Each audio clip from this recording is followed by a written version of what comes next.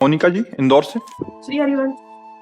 जय श्री राधे राधा वल्लभ श्री हरिवंश महाराज जी, आपके चरणों में कोटि कोटि प्रणाम। महाराज जी, आपके सानिध्य से जब से हमें मिला है जीवन पूरा बदल गया है। अब लगता है प्रतिपल श्री जी की कृपा निरंतर बरस रही है, फिर भी गृहस्थ धर्म की कठिनाई बनी रहती है। मेरा प्रश्न यह है कि महाराज जी, एक वीडियो के माध्यम से हमने सुना था कि प्रारब्ध के प्रकारों के बारे में हमें पता चला कि मंद प्रारब्ध, तीव्र प्रारब्ध और अति तीव्र प्रारब्ध, जो कि हमें भोगना पड़ता है। गुरुदेव भगवान कृपा करके मार्गदर्शन करें कि इन तीनों का भेद क्या है, हम अज्ञानतावश हम समझ नहीं पा रहे। जैसे कोई छोटे प्रारब्ध बनते हैं पाप से, तो हम भगवत मार्ग में चल रहे हैं, दूसरों का हित कर रहे हैं, तो प्रारब्ध क्षय हो जाएगा, बिना भोगे क्षय हो जाएगा। कुछ प्रारब्ध ऐसे हैं जो मध्यम कोटि के हैं, थोड़ा दंड दिया और थोड़ा कृपा से नष्ट हो गए। तो है, मान लो आपका पैर टूटना है तो आपका चबेटा लगा और आप बच गए। लेकिन भयंकर प्रारब्ध, जैसे आपने भ्रूण हत्या की, गर्भ हत्या की, या पूर्व जन्म में किसी सोते हुए को मारा, या कोई ऐसे महत पाप बन गए, और वो जब प्रारब्ध बन करके आएंगे तो वो कटेंगे नहीं, वो भोगना पड़ेगा, वो भोगना ही पड़ेगा।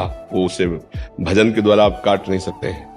यद्यपि अगर केवल इसी के लिए भजन किया जाए तो काट देंगे, लेकिन फिर जब इस कोटि का भजन होता है तो प्रारब्ध भोगने की क्षमता आ जाती है, और वो अपने भजन से भगवान की जो दिव्य दी हुई आध्यात्मिक भूमिकाएं हैं उनकी ऊंचाई पे चढ़ जाता है। प्रारब्ध शरीर में होता है, उसको कोई फर्क नहीं पड़ता, पर भोगना पड़ता है। जैसे एक राधा कुंड में संत भगवान रहते थे, तो वो पूरे राधा कुंड में जैसे कोई थूक दिया, कोई ऐसे, तो पूरी सोनी पूरे राधा कुंड में लगाते थे और संतों की सेवा करते और भिक्षा मांग कर पाते थे।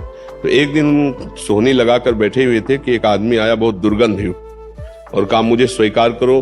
कहा तुम कौन हो? तो उनका मैं 12 वर्ष का गलित कुष्ठ हूं। तो उनका 12 वर्ष मेरे पास टाइम नहीं है, क्योंकि इतने भजनानंदी, इतने संत सेवी, इतने महान पुरुष की प्रारब्ध अनुमति ले रहा उनसे। उनका 12 वर्ष मेरे पास टाइम नहीं, मैं तुम्हें लाद के बैठा रहा हूं, हमारी सेवा दिनचर्या भजन है। चला गया। दूसरे दिन फिर उनके ध्यान के समय आया और कहा मैं तुम्हारा अशुभ प्रारब्ध हूं, तुम्हें भोगना पड़ेगा। तो ऐसा करो, रात दिन लगा करके हम 6 साल में भुगवा देंगे। उनका 6 वर्ष भी हमारे पास नहीं।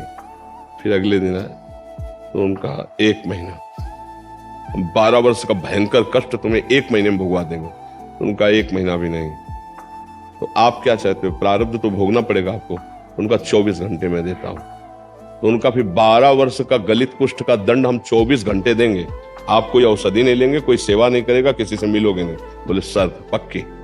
गए, अपने शिष्यों से कहा कि मैं कुटिया के अंदर जा रहा हूं, मेरी चीख पुकार आवाज कुछ भी आवे, कोई घबराना नहीं।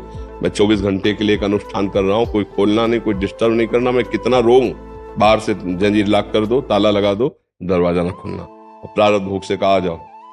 और पूरा शरीर सड़ गया, पीप निकलने लगी, दुर्गंध।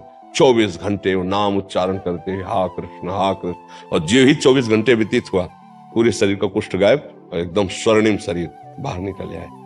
जो पक्का प्रारब्ध है, भारी अपराध है, वो भोगना पड़ता है। थोड़ा कम ज्यादा भले हो जाए। देखो बड़े बड़े महापुरुषों को, जैसे रामकृष्ण परमहंस जी के कैंसर था, भगवत प्राप्त महात्मा, अब इनको कैसे प्रारब्ध है ना। जैसे भीष्म जी ने पूर्व जन्म में राजा थे, तो एक सांप को उठाकर ऐसे बबूल के पेड़ में डाल दिया, तो बड़े बड़े कांटों में छेद कर वो कई दिनों तक तड़प तड़प करके मरा। तो 6 महीने बाणों की सैया पर भीष्म जी को भीष्म रूप में पढ़ना पड़ा। और एक कथा आती है मांडव्य ऋषि की, महाभारत में। बहुत बड़े तपस्वी महापुरुष थे, तो उन्होंने तितली को ऐसे बच्चापन में पकड़ा और उसकी गुदा में बबूल का कांटा ऐसे लगा के और छोड़ दिया। वो तड़प तड़प के मरी। तो ये हाथ उठाकर तप कर रहे थे मांडव्य ऋषि, और कोई राजा के यहाँ से चोरी करके कई चोर भगे वहां से, तो उनका पीछा किया गया। वो आश्रम में घुस गए, देखते देखते आश्रम में घुस गए। तो मैं माल सहित तो बंदी बनाए गए।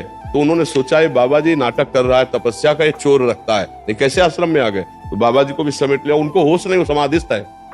राजा के सामने गए तो सामने चोर थे, पीछे संत। उनकी दृष्टि वहां तक पहुंची नहीं, विचार नहीं गया, प्रारब्ध भोगता ना उनका, सबको सूली पे चढ़ा दो। तो सूली की सजा ऐसी होती थी कि जैसे भाले जैसी आकृति का यंत्र होता था, आसपास खंबे होते थे, उस पे चढ़ करके और उस पे ऐसे गुदा के द्वार से ऐसे डाल दिया जाता। और वो इतनी घुसी जैसा, और वो तड़प तड़प के कई दिन, बहुत ही मतलब कष्टदायक मृत्यु, सूली की सजा बहुत कठिन थे। पहले ऐसी मृत्यु दंड दिए जाते थे।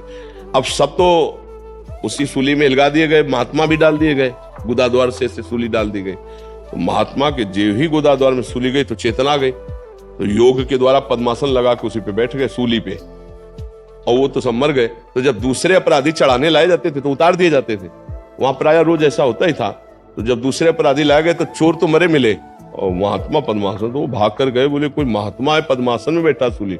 अब राजा डर गए कि महात्मा का अपराध बन गया तब तो हम भस्म हो जाएंगे, साप दे देंगे। तो आगे गाय करके ब्राह्मणों से मंत्र उच्चारण कराते हुए कि थोड़ी क्षमा हो जाए। वहां गए, पहले कहा महाराज मुझे पता नहीं था कि आप हो।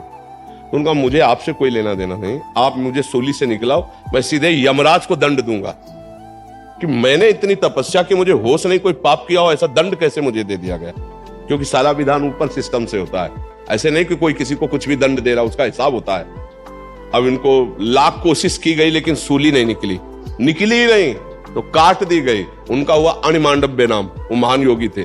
तत्काल यमपुरी पहुंचे और धर्मराज से कहा त्रिभुवन का न्याय का विभाग आपके हाथ में है, आपने मुझे क्यों दंड दिलवाया। तो उनका महाराज शांत, मतलब समझो हर कर्म का दंड ऊपर से है, कोई यहां नहीं। बोले शांत शांत, आप जो मुझे दोषी ठहरा रहे तो आपका कर्म है।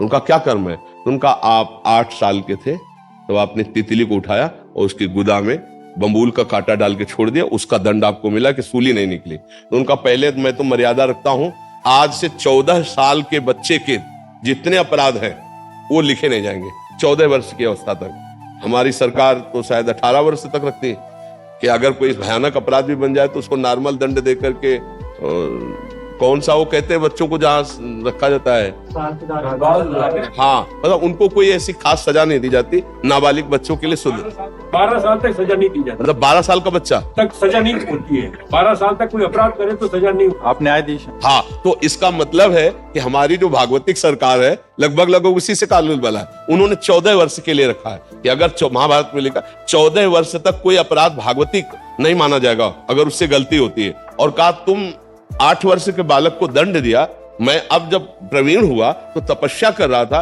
लेकिन आपने मुझे दंड दिया इसलिए मैं तुमको दंड देता हूं यमराज को कि तुम मृत्यु लोक में 100 वर्ष तक रहो। तो विदुर जी के रूप में साक्षात धर्मराज जी ही पधारे। तो ये देखो कर्म विभाग जो है ये भोगना ही पड़ता है। अगर हमको यहाँ भोगने को मिल गया तो कट गया, और अगर यहाँ सरकारी दंड नहीं मिला तो भागवतिक दंड मिलेगा, उसे अवश्य में भोक्तव्यम कृतम कर्म शुभाशुभम। तो जो पूर्व में हमसे कर्म हुए वो प्रारब्ध भोग कहलाते, उनमें कुछ चुटपुट होते हैं तो दान पुण्य से नष्ट हो जाते, कुछ ऐसे मध्यम होते हैं जो हल्का दंड देकर पुण्यात्मा को हल्का दंड देकर, और कुछ ऐसे होते भोगने ही पड़ते हैं। तो ये कुछ प्रारब्ध ऐसे होते हैं जिनको भोगना ही पड़ता है। बड़े बड़े सिद्ध महापुरुषों के शरीरों में ऐसे दंड पाए गए देखते हुए कष्ट के, तो वो प्रारब्ध भोग, उसे भोगना ही पड़ेगा।